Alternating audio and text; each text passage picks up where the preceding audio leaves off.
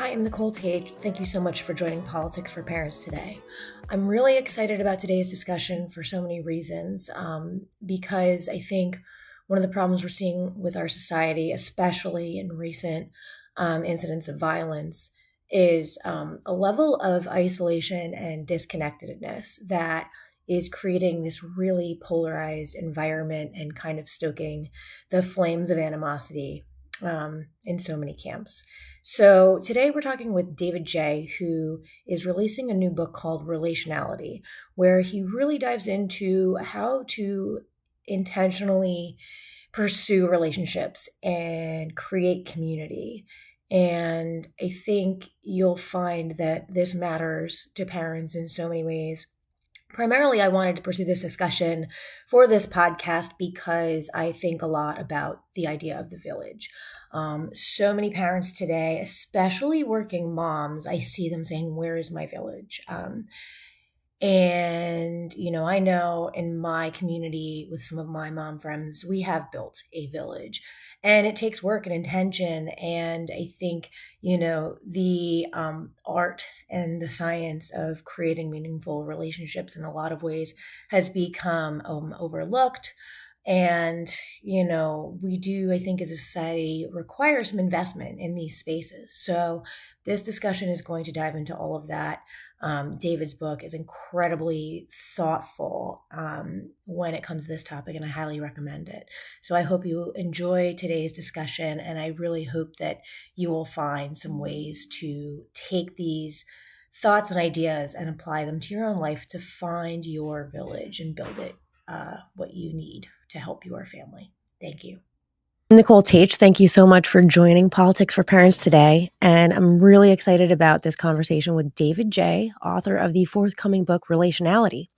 And while the book is not purely focused on familial relationships and caregivers, within the context that we talk about these things on the podcast, I think his book offers a really helpful framework for us all to think about relationships, especially as we, have all been talking about this loneliness epidemic with parents trying to figure out, how to make things work in their household, how to care for their children.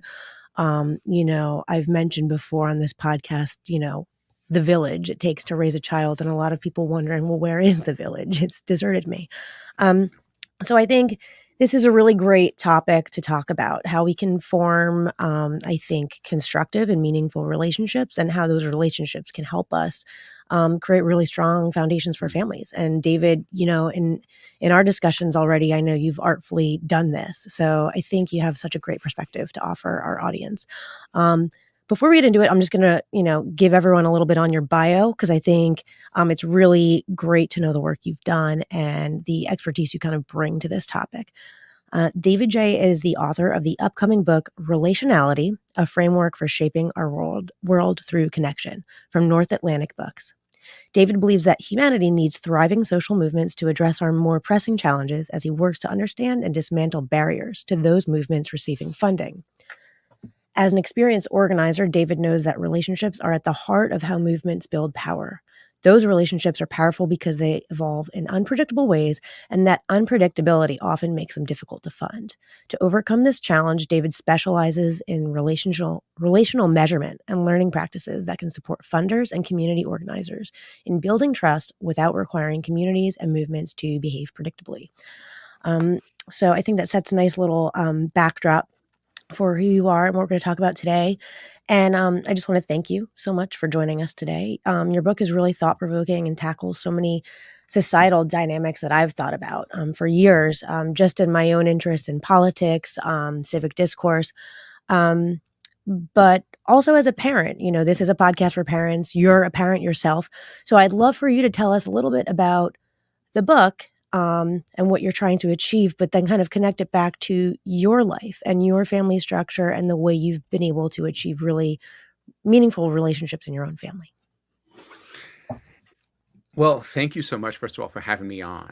And I think I might answer those, but in the reverse order. I think I want to start by talking about my experience around forming a family.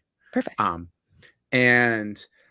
So I can't remember if you mentioned this in my bio, I identify as asexual. Back when I was 18, my introduction to movement work in many ways was starting this website for people like me. I was this like kid. I felt like I was afraid I was the only asexual person in the world. And I just wanted to talk to someone else like me, someone who shared my experience. And that led to me creating this website that became one of the central gathering points for ace people like me in the world. That turned me into movement work, organizing work. That's one of the themes that I want to talk about today. But it also put me on this journey towards having a family. I'm the oldest sibling. I'm one of the oldest cousins in my extended family, and I knew I wanted kids, but I also wasn't going to form traditional romantic or sexual relationships to have those kids in. And so the path to having kids was really mysterious to me. And what I got really good at was sort of forming intentional relationships with my friends, taking what would normally be a friendship and sitting down and saying, hey, this relationship has really come to play an important role in both of our lives.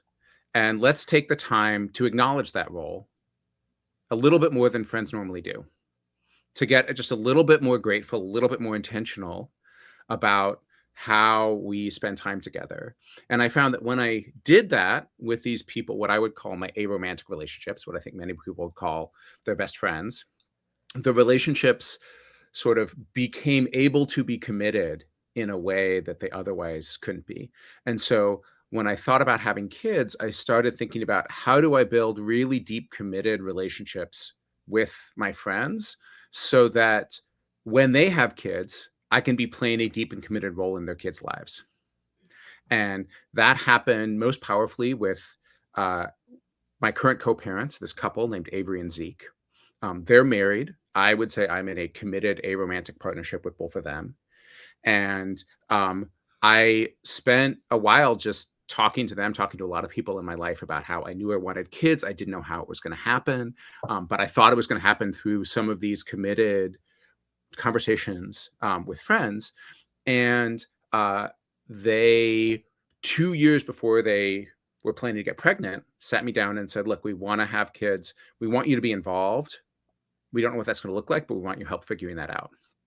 And so 2 years later, we had decided, we'd sort of come to an agreement that I was going to be as close to an equal co-parent as we could manage. I moved in with them. I attended birthing classes. When the baby was born, we sort of divided up as best we could, given that Avery was breastfeeding, like the work of caring for a newborn. In California, I was able to legally adopt as a third parent. Now the three of us own our house together.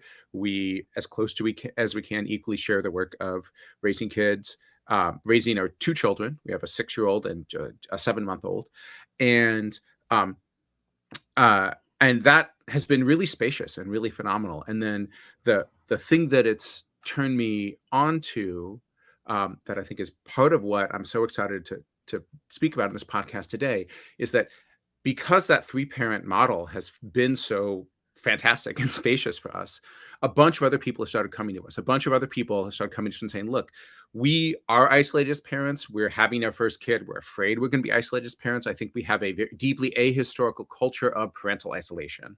Mm-hmm.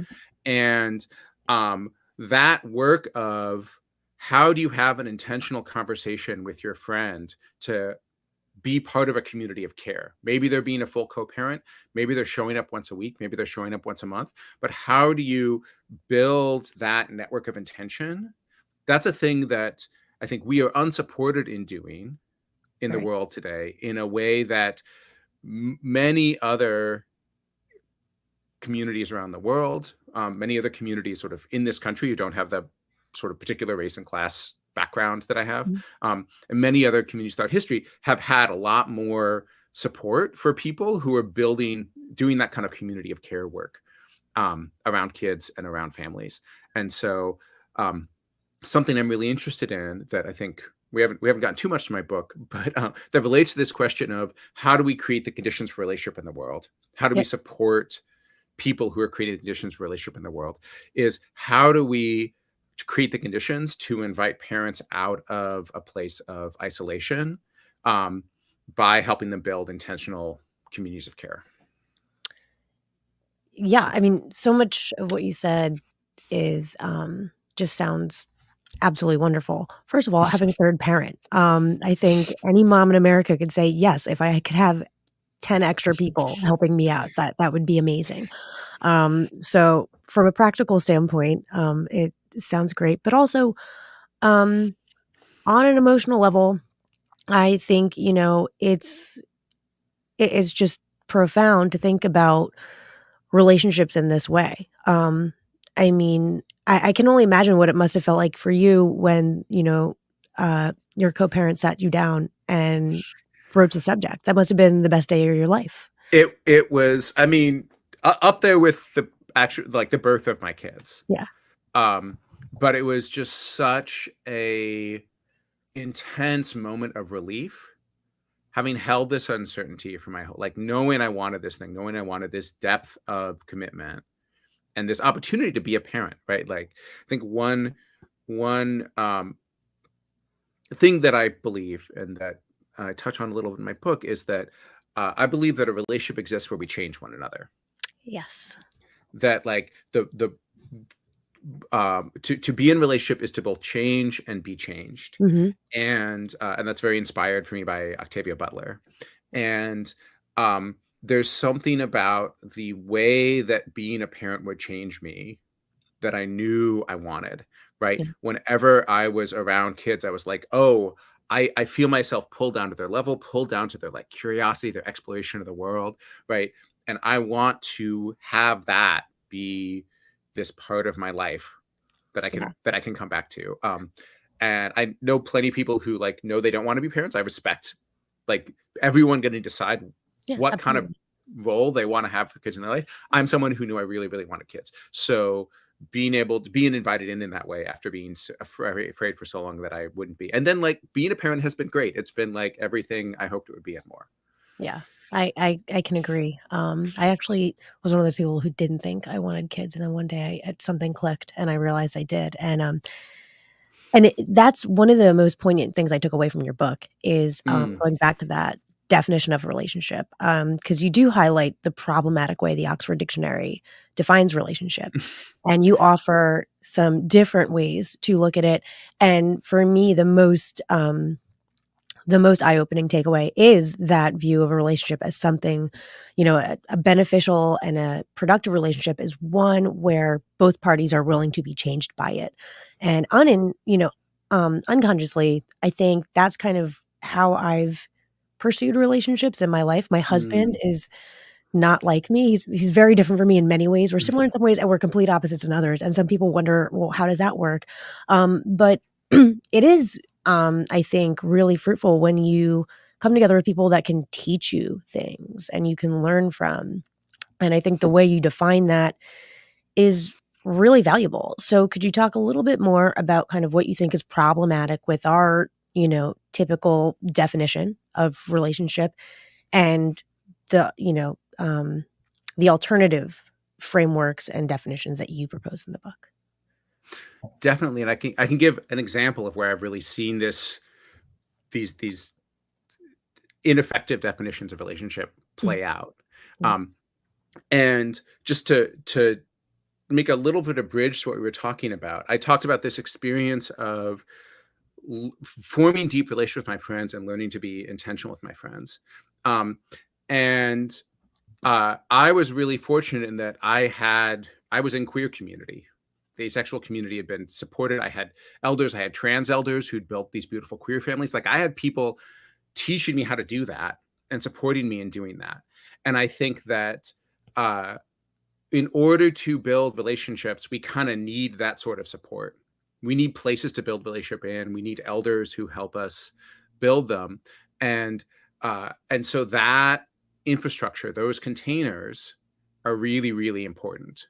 And when we talk about the part of, to me, what's tragic about not having a good definition of relationship is that the resources that we the resources that we invest in building relationship don't go to those elders. They don't go to those containers, to those really rich lineages that have been building relationship for a long time.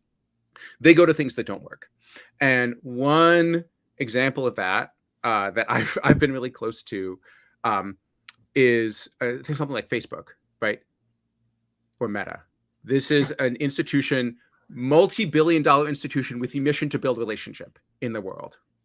And part of my life is kind of in the tech reform space. So I do kind of like worker organizing of Meta employees, not around unionization, but around other forms of internal advocacy and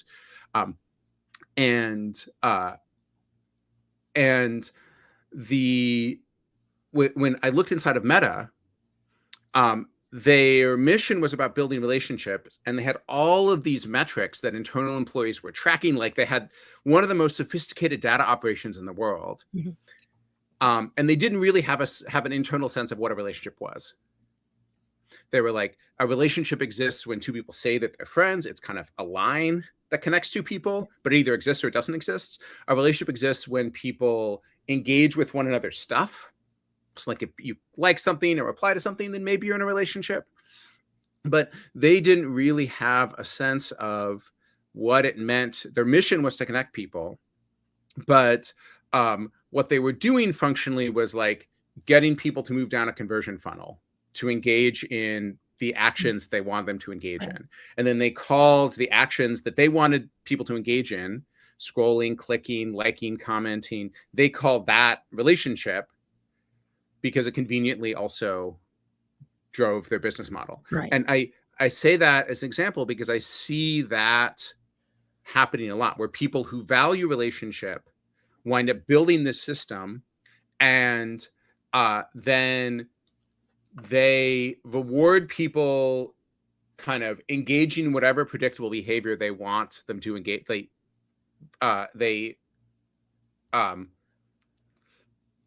It almost seems like they've made yeah. it more commonplace for relationships to be transactional and for that to be exactly. And personally, like I find that really heartbreaking when I'm in a relationship that I think is actually authentic and it turns out that it's actually just transactional. That's so disappointing, but it seems that way. And I love that Facebook is your example because I feel like that's contributed to a lot of our issues with lack of community and connectedness. Yeah, I think so. There's this confusion between the relational and transactional that to me is deeply tragic and is one of the reasons why I think there's a deep underinvestment in the kind of community that we need. Right. And you know, I'd love to talk a little bit more about communities of care, and how your framework and how your book kind of talks about how we can go about forming communities of care. So first of all, you know, what are they? Where do we see them? I know you give some examples of where we see them now. You know, growing up, I didn't have a very large family, and I've always loved the phrase, you know, family are, you know, friends are the, you know, something about friends are the family that you choose. And, you know, you give some really great examples of that. So I think it'd be great to talk a little bit about, you know, what can we look to now where there are these communities of care so that we can perhaps try to think about how we can kind of emulate them in our own lives. I personally draw from kind of a lineage of queer family. I was around all of these folks who had sort of built chosen families because that was their only option. But because of that, they'd learned how to have these conversations, learned how to be intentional, learn how to engage and care for one another in ways that were really beautiful. And I think had a lot more possibility than some of the more like, I'm sorry. But then some of the more like monogamous models around me. But I think that the piece of that's felt really powerful to me is thinking about lineage. So often our grandparents, the other people who sort of came before us and shaped us knew a lot about how to build community that the world around us has been slowly forgetting.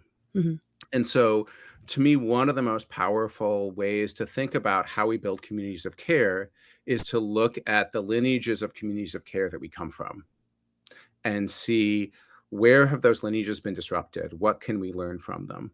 Mm. I think about my grandmother, who was this really powerful activist in the Jewish community in Central Italy. My grandparents were, my grandfather was a physics professor, so this was sort of around a physics department, and all of the incredible work that she did to build relationships in this really innovative, dynamic place. Mm. And I think about what are the things that she was doing that I can learn from, um, and take into my own life. Yeah, and I'd love for you actually to talk about that a little bit more because I loved reading about that in your book. It was really remarkable to, I think, I guess, take in your appreciation for her emotional intelligence is kind of how I was seeing it. She was really um, skilled in a way in building relationships and building community and in a sense building power in a way that was innate to her, but also she seemed to really listen to people around her and kind of was the model of relationship being changed, both parties being changed. So could you talk a little bit more about your grandmother and what you learned from her and some of the examples in the book? Because I just think they're wonderful. Thank you so much. Yeah, so Betty Lazarus was incredible.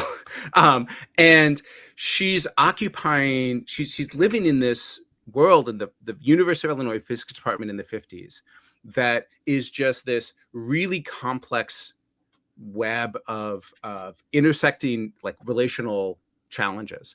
You've got a bunch of people who just came off the Manhattan Project, physicists who are working there. You've got a bunch of Japanese physicists who've been recruited to come over because the universities in Japan have all been destroyed. And they're learning about semiconductors, and they're going to go back and they're going to form the semiconductor industry in Japan, but they're facing really intense racism. You have Russian spies running around trying to steal nuclear secrets. You have a lot of questions and controversy about the existence of nuclear weapons, and physicists who are involved in their creation are holding on to it. So there's a lot of kind of tension to navigate. And I remember when she passed away, we saw these plans of her dinner parties where she would sketch out a menu and then she would sketch out the table and she would put the names of each person at the table, and then next to them she would put the conversation that she wanted to seed with those people.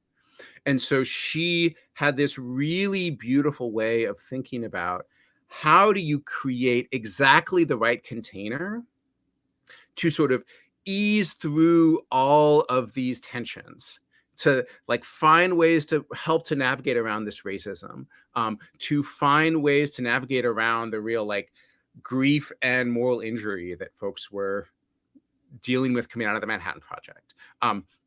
And the many other things that were playing out in the department.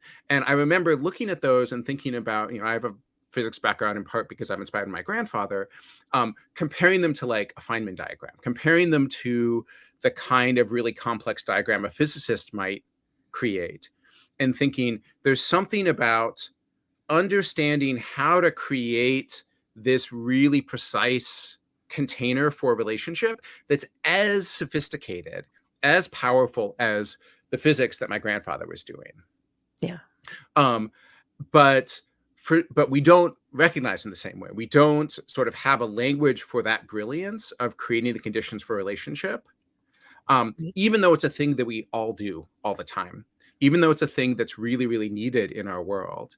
And to your point, as a thinking about politics for parents, right? It's needed both because creating those sorts of spaces is how we create communities of care, and because those spaces, especially when they're places of mutual care, are where political power comes from. Right. Exactly. And I guess, so we've talked a little bit about how you view relationships and the value of really like appreciating the importance of a relationship, and I think the dynamic aspect to relationships. Um, your book also advocates for investing in relationships, investing in structures or these containers to allow relationships to grow. So I'd like to talk about like what does that look like for you? What institutions do we think may play a role in this Mm. investment? Like where can that occur? Not just, as it pertains to parents, but just generally. What does that look like for you? What would like a successful outcome look like for you? Building off the example of my grandmother, Yeah.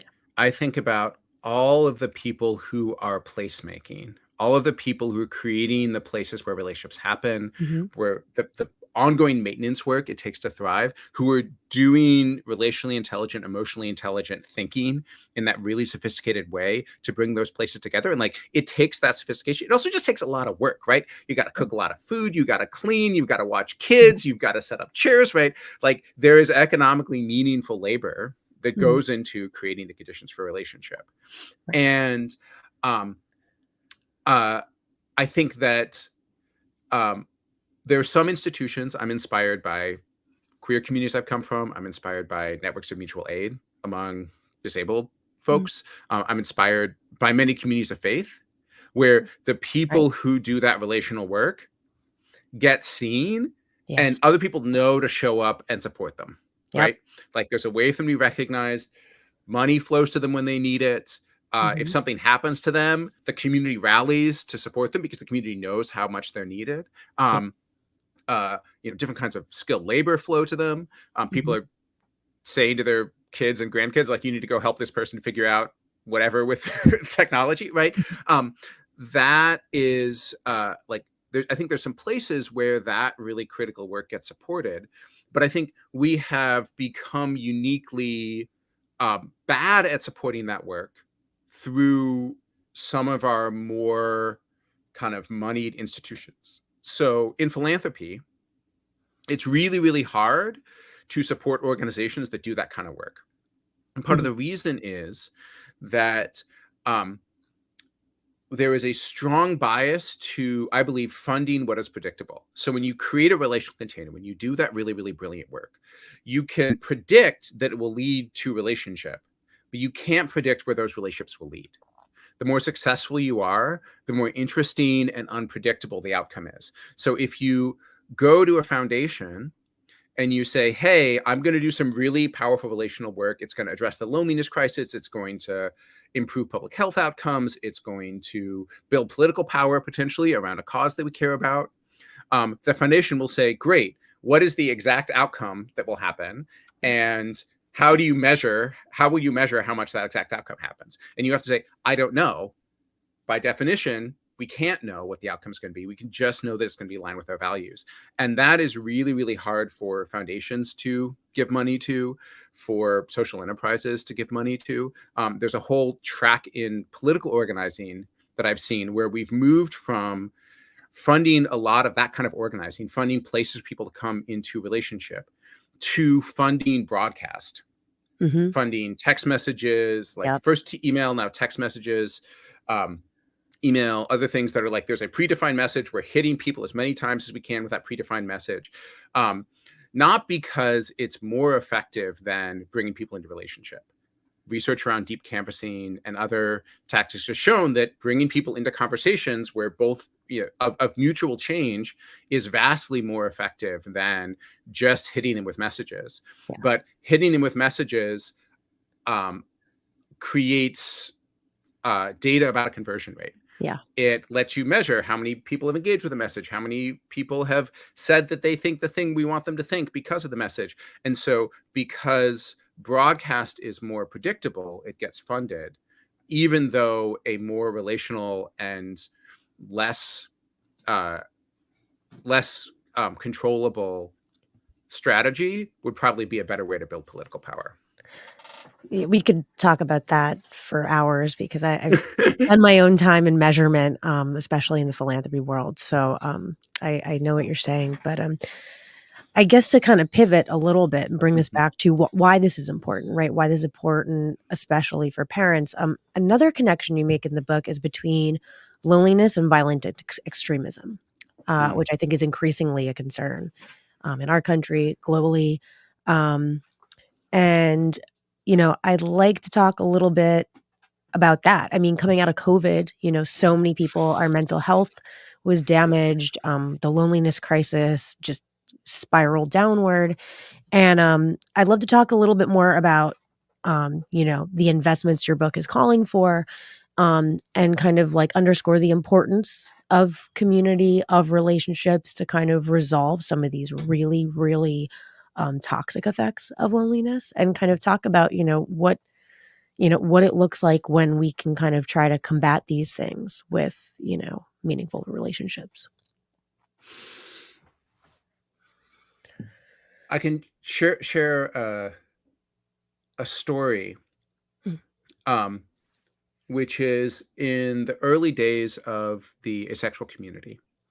We, we really focused on supporting people. We focused on bringing people in supportive relationship with one another, and as a result, we've become this kind of respected part of the queer world. And there are millions of people whose lives we've touched, and we've helped them accept themselves. We've helped them build intimacy on their own terms, and it's been really, really good. mm, When we were just starting as a community, we were kind of parallel to the incels.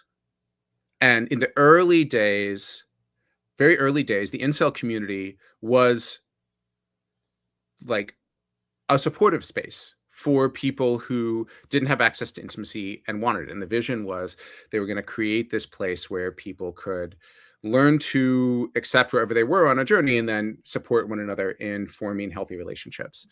mm. And Real because the quick there, moderators, for anyone that doesn't know about the term incel, because I think that's a term that's really it's used a lot in this discussion about extremism, but I don't, mm, for the everyday person that maybe isn't in that dialogue, could you talk a little bit about, who this? yeah. So I don't want to uh, incel, which was originally short for involuntary celibate, Mhm, is a community that, after the thing I'm talking about, quickly became very, very toxic, yeah, extremely misogynist.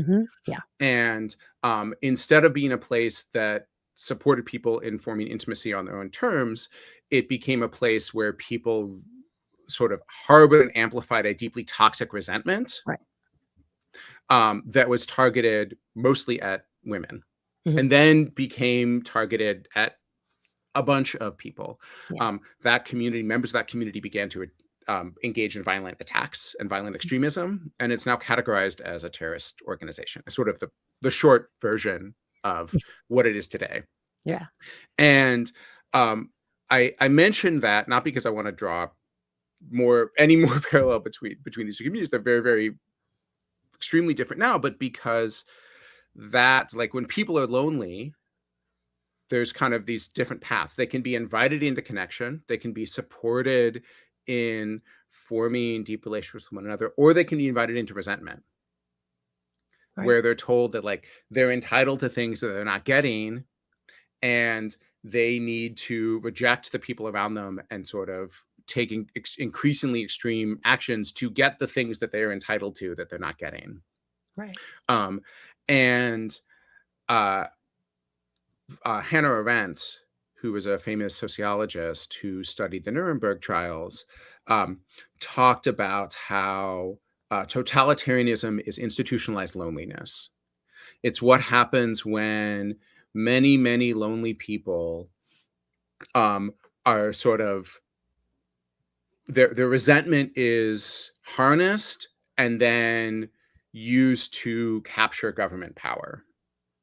mhm, And um, I thinking about the now pretty well documented rise of authoritarianism around the world. Different organizations which study democracy have come up with reports and are looking at the ways in which democracy is faltering around the world. I think there's a really deep link between that faltering and the um, also well documented increase in loneliness around the world. All right. So that's pretty, I don't know. I mean, it's depressing, right? Mhm. But I mean, we're not doomed. There are so many great communities that have formed. There are so many great places, you highlight in the book where, relationships, meaningful relationships are being formed. There are containers, for those relationships. But it seems like we need more. Yeah. And we need to be intentional ourselves. And I think, your book demystifies it and gives everyone, I think, a framework to think about, okay, well, how can I create more meaningful relationships? And also, I think just being more inclusive. I think that comes hand in hand with community. And I think that also is incredibly important to our civic discourse in this country. Um, so I kind of like know what my takeaways are from the book, but I'd love to hear from you. I mean, for folks that are just sitting here thinking, wow, this is all really nice. Like, what can I do? How do I like, where do I even start? So if I can try to weave together a few threads that we've had in this conversation, right? Yeah. There is a deep need for communities of care. We need them as parents. We Mm. need them around elders. We need them around folks in our community who are suffering for a wide range of reasons. And when we build those communities of care, I believe they always also become sites of power, sites of creative power, and potentially sites of political power, um, and sites of resistance to authoritarianism and totalitarianism. Um, and uh, the work, in order to create those communities of care, we need people at a local level who are bringing people together. So I think there's an extent to which we can become those people. There's also an extent which we can look, but not all of us are like extroverts, or I Right. don't think you need to be an extrovert, but like not all of us are in a position to be someone who's bringing people together. But I think we can look around and see who are those people around us who are bringing people together, and how do we resource them? Okay. How do we show up? How do we recognize what they're doing? How do we appreciate? How do we see if there's just little ways that we can support, Mm. and recognize how critical that work is? And one place where we could do that, and this is, I think, what I talk about a lot more in my book than we've talked about in this conversation, is how do we do that from within the institutions that we're part of? Okay. Because um, whether it's philanthropy, or you're in a corporate job, or you're in a political campaign, or you're in a school, chances are you're in an institution where that work of bringing people together is both really necessary and really invisible. Right. And chances are your institution has resources that are kind of structurally tied up, but that could be supporting that work of bringing people together, whether it's within your institution or outside of your institution, but align with your institution's core values. Like, there could be ways that your institution is showing up to support that work more than it is. And when I think about what I really want to see with when I think about the scale of this loneliness crisis, the scale of this crisis of democracy, I want to see our institutions relearn how to recognize and resource that work of building relationship. And I think a lot about how do we support people inside of those institutions who are going to advocate for that, who are going to practice them for themselves, that work of showing up, Mm. and then learn how to make the case that this is something their institution should be investing in. Right. Yeah. I mean, I think we've all worked in corporate settings, and especially now with the whole debate about, returning to the office, and collaboration days, et cetera. Um, you know, I always said, well, I'll go to the office if there's meaningful reasons to be there, right? If my team is there, if we're collaborating, fine. I'm not going to go sit in a cubicle, just for the sake of being in my seat when I spend most of the day like not talking to anybody, and just using Teams anyway, right? Um, so I think, I mean, on the one hand, it's great that you have the flexibility and the efficiency, but again, I think it goes back to the point of measurement, right? Like when you have, some type of, um, a lunch together or some type of an outing, um, it's hard for a corporation to really measure, well, was that successful? Was that worth everyone's time? And in some cases, maybe it's not welcome to form, better relationships among the employees. Maybe there's a disincentive from, management for that to happen. So, it was really, kind of exciting for me to kind of read within your words, how to really think about that.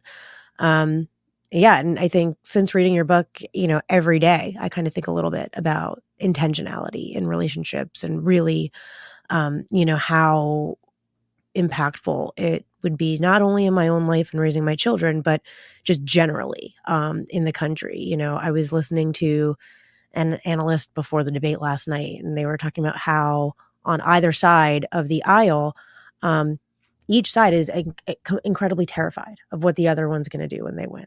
Um, and that's just such a sad place to be. We're so divided. People aren't really speaking to one another in these various communities in which we live. And there's not space to have like a rational discussion about where we're going and what we value as a country. So I think for so many reasons, it's a great time to have a book like this out. And I think, it's a really great time to just be thinking about this, and hopefully, people take the opportunity to kind of really give some thought to what you're talking about. And, we can kind of all form, stronger communities together and learn from one another.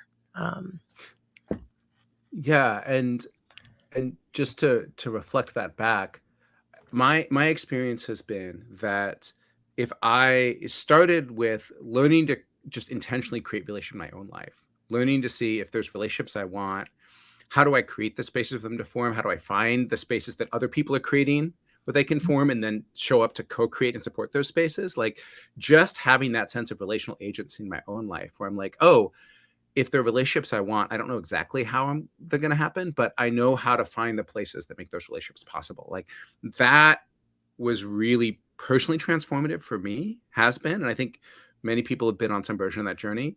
And then once I'd learned that in my personal life, I could begin to exercise that skill in my political life and my institutional life. I could begin to say, in the political movements I'm part of, what relationships are missing and how could I show up to help create them? How could I support the underappreciated people who are showing up to create them? In my professional life, for my organization, what institutions move that work forward that I want to see happen? And how can I create the place for them? Or how can I recognize the underrecognized people who are creating the places for them? And that ability to, I think, kind of like my grandmother, think relationally, see where relationships are possible, and see how we can show up to be a part of forming them, is a skill that's really, really needed in this world that's spiraling around loneliness and towards loneliness. And so that is a conversation that I'm hoping this book will help to create. I think it will. So thank you so much for your time today. I know you're incredibly busy, and the book is coming out August 27th. August 27th. Okay. Where can people buy it? So if you go to, if you just Google relationality, David J., you'll be able to find a link. I can send a link to post in the show notes as well. And it's available on, paperback, ebook, audiobook, however you want to consume your reading. Awesome. Well, I really, really enjoyed it. I look forward to getting the paperback copy because I'm old school like that. And thank you again. And to anyone listening, I will definitely be, sending out a note once the book's available. You can follow the Politics for Parents Substack or go to amplifyinc.org/politics for parents for our website and to get all the places where you can follow the podcast. So thank you so much, David. And thank you to everyone listening. And as always, I encourage everybody to kind of take a few moments to learn about David's work and to think about what you can do from here to really affect change in your own life and your own community. So thank you. Thank you so much. I'm Dr. Stephanie Wilson. I'm a historian, an activist, and the host of the Freedom Over Fascism podcast, where we talk to people who give us insight into the current political moment inspiration for state and local organizing, and connections with our co-conspirators all across the country. You'll meet rural organizers who focus on electing young and diverse candidates, independent journalists who prioritize democracy over disinformation, and candidates building change at the state and local level. I invite you to join the Freedom Over Fascism community and listen to Freedom Over Fascism wherever you get your podcasts.